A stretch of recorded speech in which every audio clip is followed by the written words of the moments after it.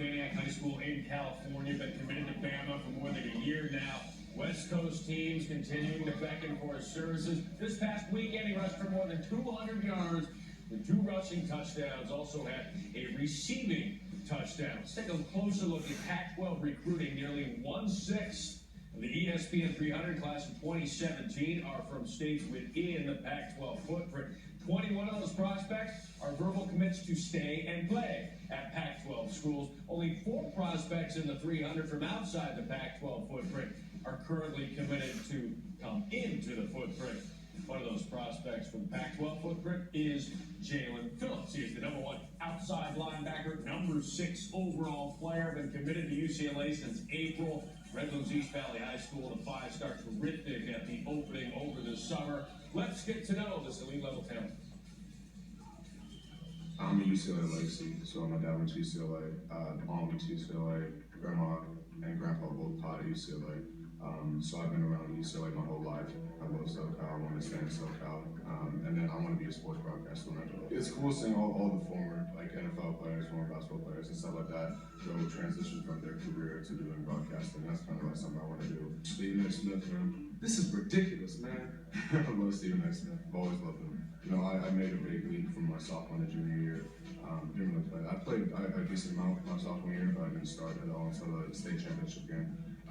Which we won. This was July 2nd of 2015. It's like the Samson effect. So I keep on my hair throughout the football season because if I cut it, I'll lose my strength. All right, no West Coast bias on Recruiting Nation, but we're going to the Pac-12. As mentioned, 5-star outside linebacker Jalen Phillips on his way to UCLA. Maybe a bit lonely, though. Currently the only prospect in the top 25 of the 300 committed to a Pac-12 program. Leading the conference for the past decade plus has been the men of Troy. USC has signed the top-ranked class from the Pac-12 in 9 of the last 11 years, which we all know includes times of sanctions and scholarship reductions. And we just touched on the conference footprint. How about this? You have to go back to 2009 to find the last ESPN 300 top-ranked prospect from the 6-state footprint that stayed to play college ball in the footprint, that being Matt Barkley. So what do the class rankings look like for 2017, guys? Thanks, Matt. Yes, the footprint hasn't had a lot of #1 overall players. And what's interesting, too, as we're going to go through the top 10 here, things are coming together slowly in Pac-12 country. Of the top 10 teams we're going to go through, only 3 have more than a dozen commits at this point. Leading the way, though, is a program that has done a very good job of keeping in-state talent. That is USC. Tommy, despite the problems off the field, whether it be sanctions, wins, losses, they've managed to maintain their cachet with Southern California kids. Well, they have, and keep in mind, they've got to fight off everybody else. So you've got the Arizona schools coming in, Oregon, obviously Washington, significant presence in the state of California. You could probably poll all the coaches in the Pac-12, and they would tell you which team has the best overall personnel. It would be SC. They haven't had the best overall results as of late, though. We'll see how they finish. Of their 5 ESPN 300 commits, 3 came in early August, including ESPN 300 offensive tackle Elijah Vera Tucker. A big pickup with both of those tackles being seniors. Next up is Arizona. Yeah. Rich Rod. Now, we talked about the slow start for a lot of Pac-12 teams, not the Wildcats. 25 commits led by 1 in ESPN 300, and that is Greg Johnson. They also have a top 20 quarterback, a new Solomon and now a junior, Braxton Burmeister, potential guy to take that mantle down the road. The thing about Arizona, when they've been at their best, they've had a significant presence in the state of California because you're not populated enough with enough great players in the state of Arizona to just recruit your own state and go ahead and compete for a Pac-12 crown. So impressive for Arizona at this point. All right, third up, you need to scroll up a little bit there. Washington. Chris Peterson, I think, is quietly doing an outstanding job, both on the field and on the recruiting trail. We'll see how things wind up for them, but the Huskies, I believe, have a chance to sign 3 of the top 4 players within the state of Washington, potentially go down into Arizona, too, with ESPN 300 athlete Isaiah Palomau. I really love what the Huskies are doing. Washington, it's actually a pretty good year in the state, which you don't have a lot of big numbers in that state, so they've always had a significant presence in California.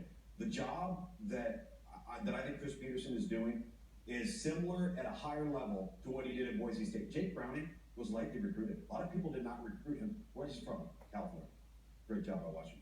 All right, next up is the Oregon Ducks, and this is an interesting one. We've talked about USC through ups and downs being maintained on the recruiting trail as the top program recruiting within the Pac-12. Oregon's been a little bit up and down. Number 15 class in 2015, 32nd last year, now kind of in the middle of the pack, 3 ESPN 300 players. But Mark Helfrich, maybe, we'll have to see how things end up for them. They're still trying to maybe find their identity with some of the recruits on the recruiting trail. And the big thing is, too, is getting players up to that campus. A lot of players always say, I want to visit Oregon, but getting them up there is the key. Huge presence in California, as is their opponent this week in Nebraska.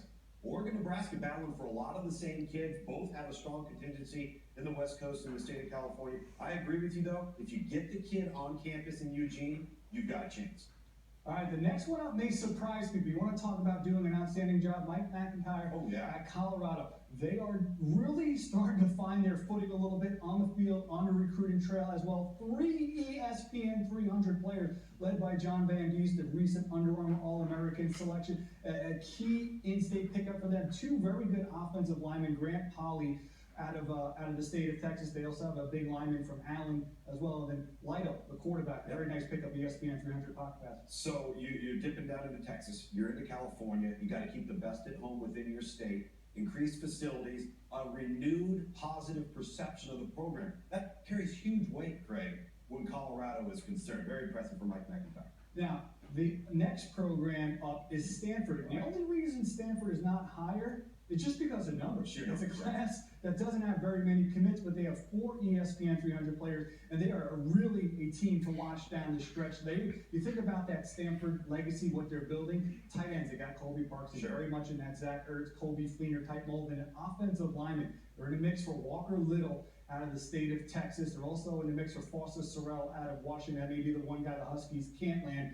So watch out for Stanford. They got a chance with the big stage this weekend. Yeah, and Davis Mills, of course, the quarterback that fits their scheme perfectly. Here's the key, and this is why Stanford gets it done. Number 1, you got to find the football player that loves football. Because you're going to get the guy that wants to be a heart surgeon or an architect or an engineer, but does he love football? They've done a great job.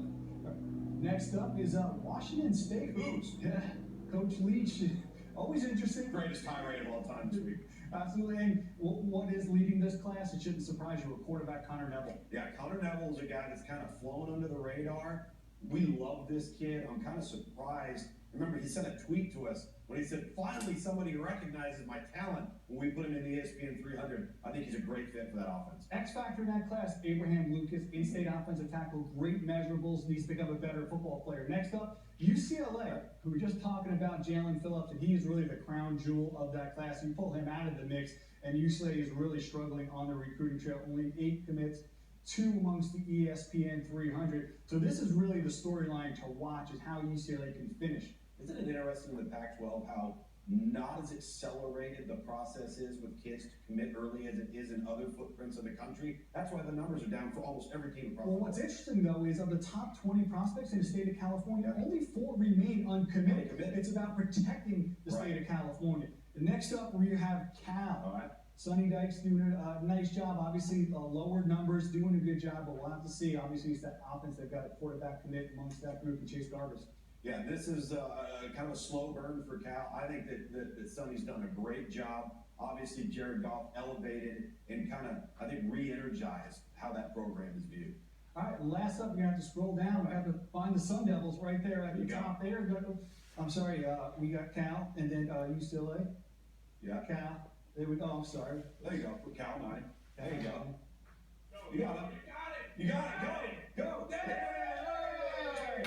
Isn't that coming together slowly on a recruiting trail? And on the touchscreen. And on the top line. TV is so much fun. And then we got Arizona State, Ryan Kelly, a huge commit from them. From a decommitment, they were able to flip from Oregon. And the key thing for Arizona State is the reason they finished well last year was they did very well in state. 3 of the top 6 prospects. They'll need to double that again this year if they want to raise in the rankings.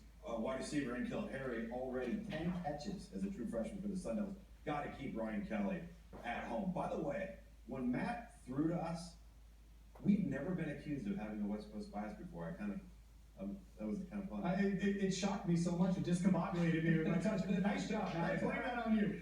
All right. Very good. The biggest improvement, they say, touchscreen.